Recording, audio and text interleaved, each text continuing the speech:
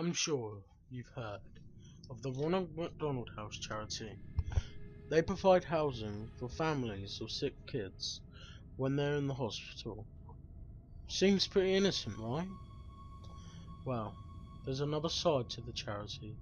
There's another type of Ronald McDonald House, one that not many people know about. There's one in most big cities. You won't find it by looking for it. It doesn't have an address, doesn't have a sign above the door, doesn't even have windows. No, the only way you'll find it is if you're taken there. That's how I found it. I've never met my real parents. I've been in and out of foster families and group homes here in Detroit since I was a kid. I'm 15 now, and I'm what they refer to as a bad kid. Always causing trouble, always getting thrown out and placed with another expectant do-gooder who thinks they can help me. I always prove them wrong. My caseworker sat across the black metal table, looking weary and frazzled. On the table between us was a thick, letter-sized envelope. My case file. "Well, your reputation has preceded you," she said. "And now you only have two options: military school in Lansing or the Ronald McDonald House, which has miraculously cleared you for acceptance. I don't have the patience for drill sergeants and 5 a.m. reveille. How bad could a halfway house named after a fast food clown possibly be? Ronald McDonald House it was." Dark clouds loomed over me the day I climbed into the back of my caseworker's town car, my few belongings in a backpack, and the clothes on my back. That's all I could take. One of the few belongings I had was a photo album filled with pictures of the foster families I had been with. It was nice to remember some of them, even though I had royally fucked it up each time. I've had a few cases who went through the Ronald McDonald House. The caseworker said from the front seat, "Things went so well for those kids, I never had to transfer them anywhere else. In fact, the house took over their case files and everything." We drove into downtown Detroit, past the familiar landmarks. I'd been thrown out of one foster home just outside town because I snuck into downtown Detroit with some neighbor kids to sneak into a dive bar. Good times. Well, here we are. The car came to a stop. I looked out the window. We had parked in front of a tall grey windowless building, sandwiched between two other industrial buildings on a narrow city street. I noticed there was an address on the building to my left and one on the right, but none on this particular building, not even a sign. "Are you sure?" I asked, hesitating as I opened the car door and climbed out of the back seat. I slung my backpack over my shoulder, clinging tightly to the strap, and followed the caseworker up to the windowless metal doors. She pressed the buzzer and spoke to someone inside, and the doors clicked to open. We walked in. As soon as the metal doors closed behind us, I noticed the pin drop silence. It was the sort of silence that is so oppressive and empty it almost deafens you. Across the dimly lit lobby, there was a glass window with something inside. A secretary. She was turned away, typing something intently. She walked over to the window. The caseworker rang a bell on the counter, and the secretary spun around in her chair. Her face was painted like a clown. Like Ronald McDonald, in fact. She even had the short, curly red hair. Otherwise, she wore a typical white nurse's dress. I wanted to laugh at how bizarre it was, but I couldn't. A chill swept down my spine. Something was not right. I watched as the nurse and my caseworker interacted. Paperwork was passed through the window. The caseworker slid my file under the glass and the nurse slid her some papers to sign. As my caseworker signed the papers, the nurse looked at me. Her smile should have been warm and welcoming, but all I saw in her eyes was hunger. "Can't stay here. I, sta- I Stay here, I stammered loudly. Take me take me to military school in Lansing, please.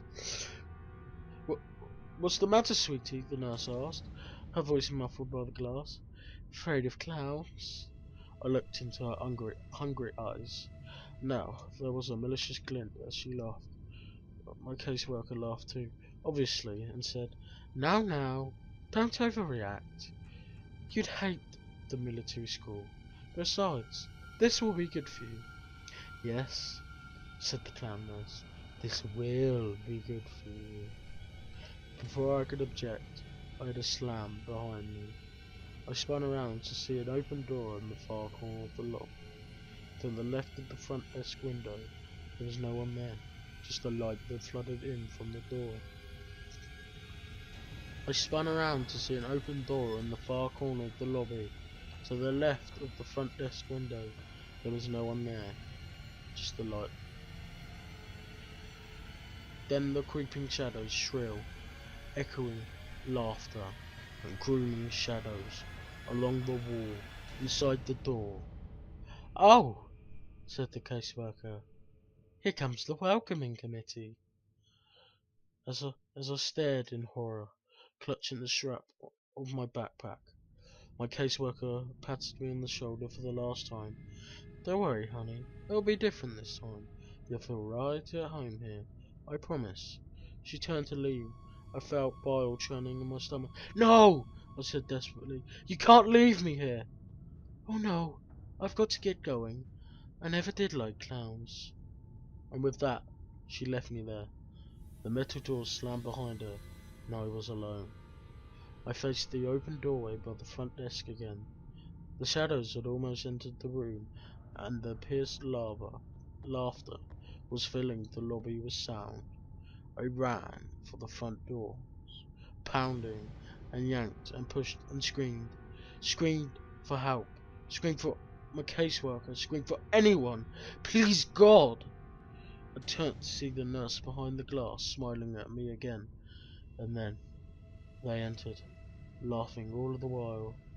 A whole group of laughing nurses with clown faces and red hair. Some male, some female, but all with the same terrifying Ronald McDonald makeup. And in the dim light of the lobby, I could see the glint of metal tools in their hands. Coming up the rear was a pair of clown nurses with a rolling metal table, complete with strength. Get the fuck away from me, I screamed. I pounded at the metal doors again. Let me out of here! They surrounded me, grabbing me as I thrashed and screamed and tried to tear myself away, laughing as I kicked and squirmed. They slammed me onto the rolling table and strapped me down. I looked out wildly and was surrounded. Let me go! I screamed, twisting and turning and pulling at the restraints that rolled me through the open doorway and down a seamlessly endless white hallway. They laughed and laughed and laughed. They waved their shiny scalpels and razors and needles mere inches from my face, just to make me flinch and scream. This made them laugh even harder. The last thing I remember before one of them finally injected me was the hands, gloved fingers prodding inside my mouth and pulling at the sides of my mouth, distorting my screams and forcing an unnatural grin onto my tear-stricken sweaty face. Hot, rancid breath in my face, and the whispered, perverted voice speaking the words, "We love to see you smile." Then as the maniacal laughter seemed to warp and wind down like a dying record player, everything faded to black. I opened my eyes, and I was blinded by the bright lights above, shielding my groggy eyes from the fluorescent bulbs, and I turned on my side and looked around. A cell? Tall white walls covered in scratch marks and stains, a small drain in the corner of the room, my toilet perhaps, a door with no windows, and on the floor by the door, my backpack. I tried to sit up. My body ached, and the moment I sat upright, my vision started spinning, wondering what they drugged me with. I realised I was shivering. I looked down, and I wasn't wearing my own clothes anymore. I was wearing a dirty, ripped hospital gown, bright yellow with the pattern of Ronald McDonald heads all over it. Nothing underneath. I had a faint muffled sound from somewhere in the building. It sounded like screams. I tried to stand, but couldn't keep my balance. My vision was beginning to stabilise, but my body felt like rubber. I sank to my knees and crawled over to my backpack.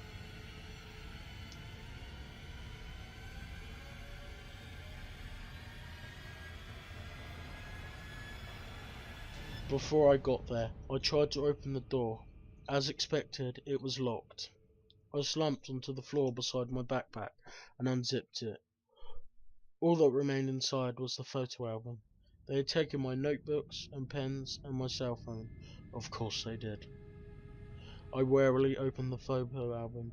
Instead of the photos that had been in there, photos of myself with my previous foster families, photos where I attempted to look happy and hopeful, even though I knew I wouldn't be there for long. Instead of those photos, they were like crime scene photos, and each one I recognised one of my former foster families, brutally murdered and covered in blood. My heart raced, and my stomach churned. I began to turn the pages quicker, each page a new photo, a new family, new carnage. I recognised their faces, and inside of their homes I had lived with all of these people, and they were all dead.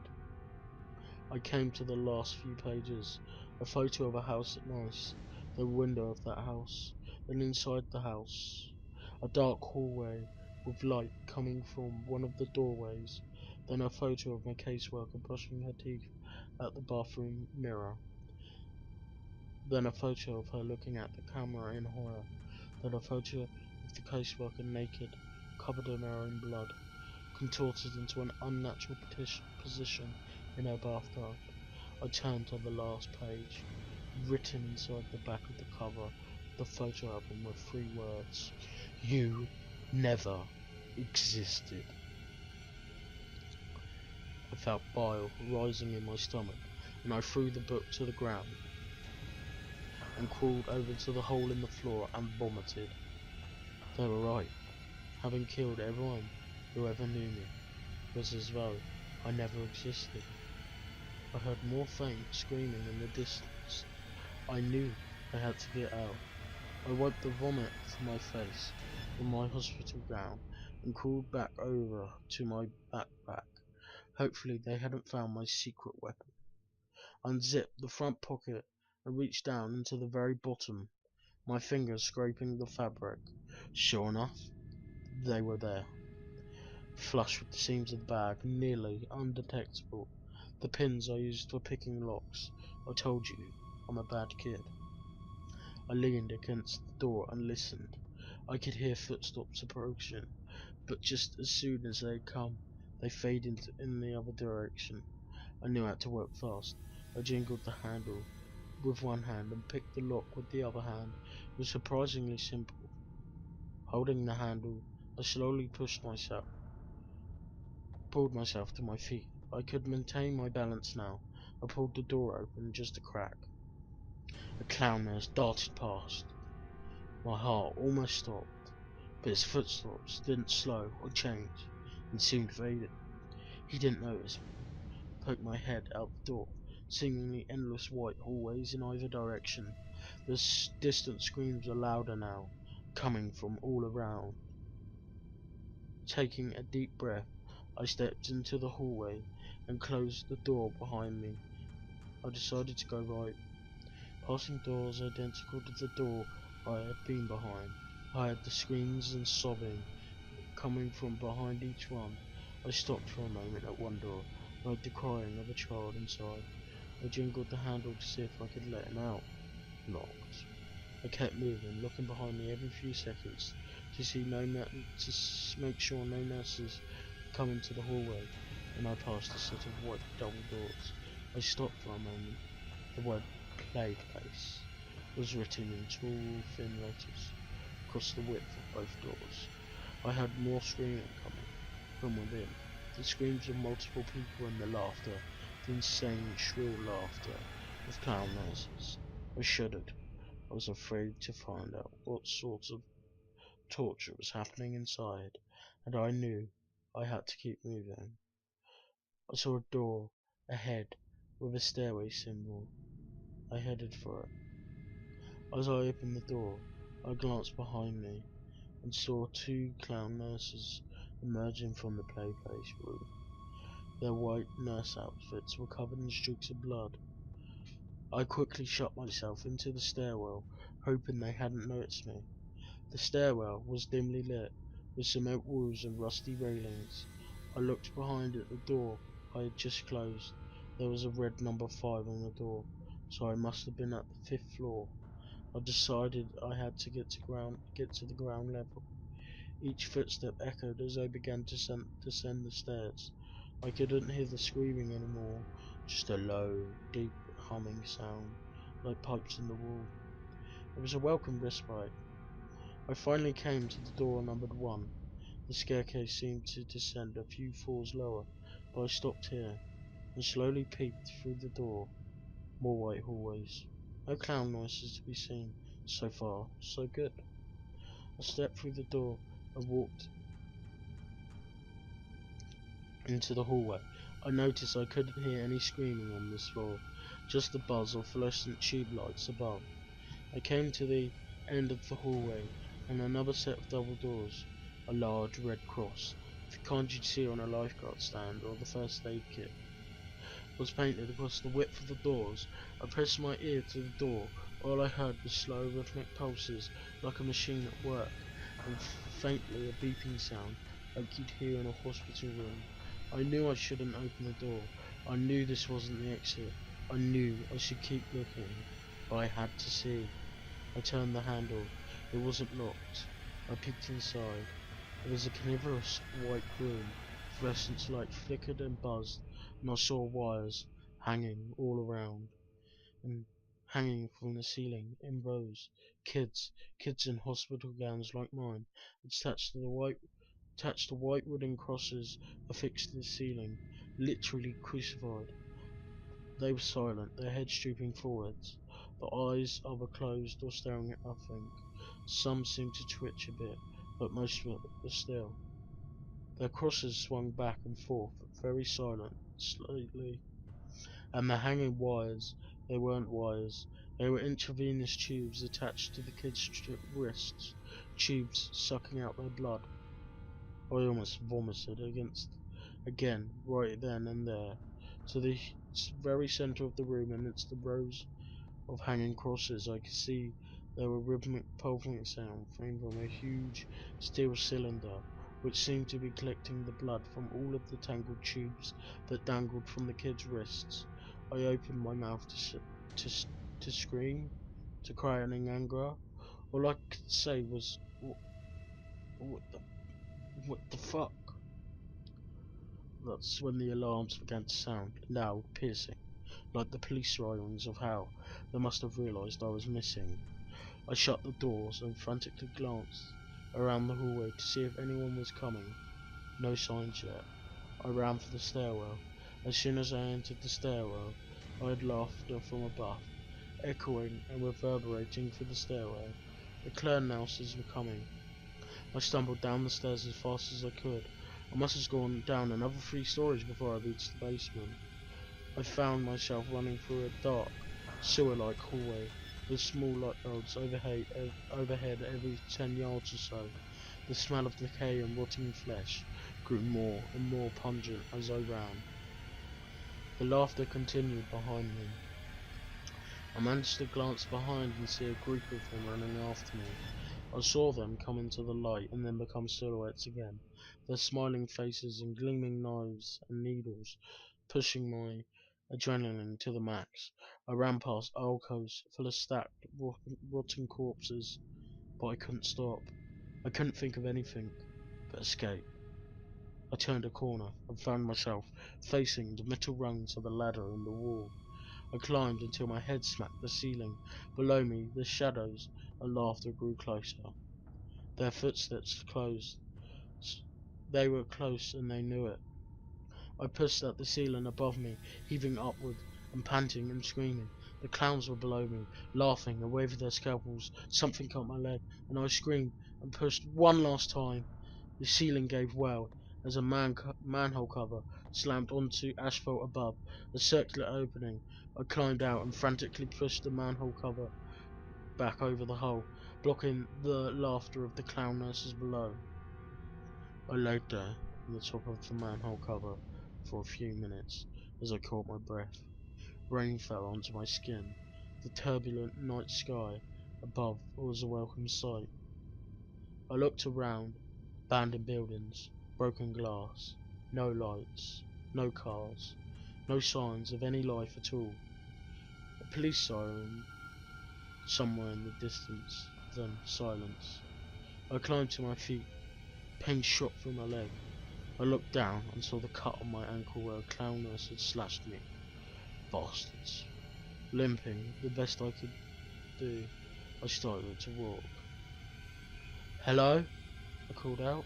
The only answer was a distant roll of thunder. "Somebody, help me, please!" My foot fell on something soft and mushy. I looked down. A newspaper. I pulled it off the wet asphalt. Most of the ink had faded, but I was able to make out the date. July 13th, 1992. I dropped it, an icy dread filling my stomach. I kept walking. "Can anyone hear me?" I screamed. "Please! Anyone! Please!" My words faded into delirious sobs. I stood still for a moment. The rain had soaked through my thin hospital gown. I shivered as the wind blew. Then I saw a light in the distance. It was a big, yellow M in the sky. A McDonald's, of course. I limped towards it. When I came to the McDonald's, I saw that apart from the M, the rest of the building was completely dark. I walked continuously towards the broken buildings and looked in. Darkness. I turned and surveyed the outdoor playground. 10-foot tall structures of coloured tubes for kids to crawl through. Sitting at one of the benches was a familiar figure, the Ronald McDonald statue. You know, the one where you could sit beside him and look like he's got his arm around your shoulders. Every kid has seen it. I shuddered at the sight.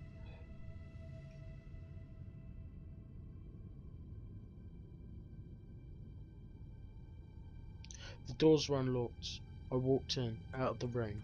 Silence. Darkness. I noticed that the decor wasn't like the modern McDonald's you see. It was still the same as it was in the 80s, with the white plastic booths and the red and yellow tiles. The wind seemed to whisper through the broken windows. I noticed something on the front counter, a black rectangle.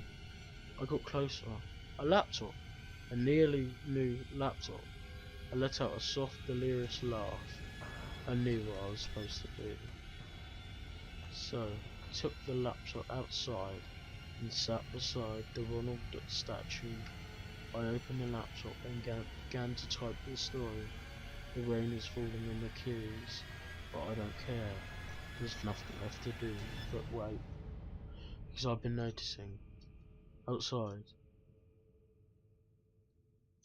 out the corner of my eye, Ronald is trying to look over my shoulder.